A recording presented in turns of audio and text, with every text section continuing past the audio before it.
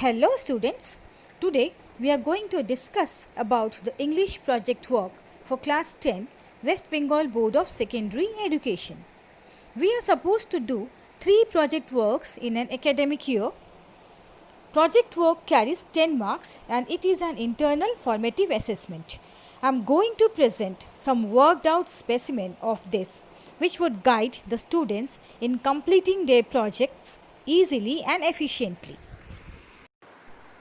So the first page is index page and you have 4 columns there: serial number, topic, submission date, signature of the teacher.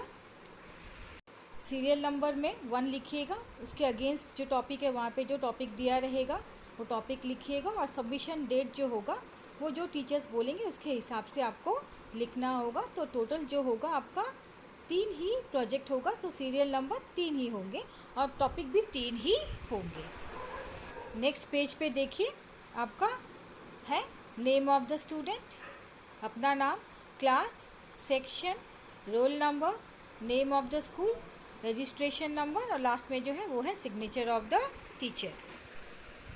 Next page पे आपका project शुरू हो रहा है और topic जो है वो दिया हुआ है क्रिएटिव राइटिंग। उसके ऊपर आपको लिखना है इंटरनल फॉर्मेटिव इवैल्यूएशन 1, क्योंकि ये प्रोजेक्ट नंबर 1 है और ये दिया गया है आपको लेसन 4 से, that is our own true family.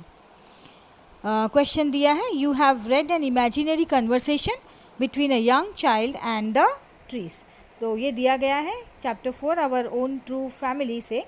बताया जा रहा है कि तुमने पढ़ा था एक इमेजिनरी कन्वर्सेशन यानी कि संवाद जो एक बच्चे और पेड़ों के बीच में हुआ था। ठीक है, आपने इसे ऑलरेडी पढ़ा है, आपको ये इमेजिन करना है। नेक्स्ट पार्ट बोल रहा है, suppose you have conversed with the penguin in your dream.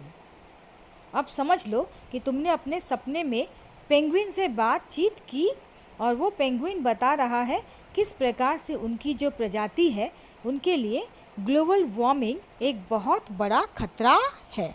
And the penguin tells you how global warming threatens their species. Now write an imaginary dialogue between a penguin and you regarding the problem caused by global warming।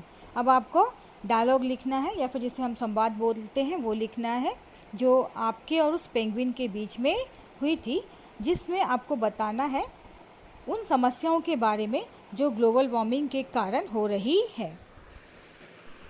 Next page पे आप देख सकते हैं कि imaginary जो dialogue है वो मैंने ऑलरेडी आपको किस तरीके से लिखना है वो मैंने आपको ऑलरेडी वहाँ पर दे दिया है। आप वहाँ से देख के समझ सकते हैं कि प्रोजेक्ट वर्क कैसे करना है।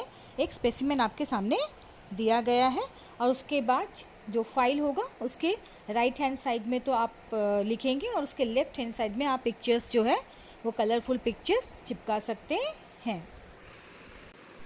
आप इसे बहुत ही सुंदर राइटिंग में और सुंदर तरीके से अलग अलग पेज पर भी कर सकते हैं। अलग अलग कलरफुल पेन्स का इस्तेमाल कर सकते हैं, कलरफुल पिक्चर्स का भी इस्तेमाल कर सकते हैं। Let's move to the second internal formative evaluation यानी कि सेकेंड प्रोजेक्ट वर्क। इसको नए पेज में आप लिखेंगे, सेम पेज में कंटिन्यू नहीं करेंगे। ये सेकेंड वाला है, इसके लिए नया पेज लीजिएगा और उसमें लिखिएगा। तो यहाँ पर आपको क्या दिया हुआ है, सर्वे रिपोर्ट। सेकेंड टॉपिक जो है वो है सर्वे रिपोर्ट। ये दिया हुआ है lesson 5 that is our run away kite. यहाँ पे टॉपिक क्या करना है आपको, to identify simple, complex and compound sentences. तो लेसन 5 को सबसे पहले आपको पढ़ना है और वहाँ से सर्वे करना है। क्या सर्वे करना है आपको, सिंपल कॉम्प्लेक्स का सर्वे करना है, कॉम्प्लेक्स सेंटेंस का सर्वे करना है और कंपाउंड सेंटेंस का सर्वे करना है। और उसके बाद आप वहाँ से आपने एक बार सर्वे कर लिया मतलब आइडेंटिफाई कर लिया, तो वहाँ से खोज करके आपको फिर कौन कौन से सिंपल सेंटेंस है, कौन से कॉम्प्लेक्स सेंटेंस है और कौन से कंपाउंड सेंटेंस है उसे आपको लिखना है। एग्जाम्पल मैंने आपके सामने बता दिया है।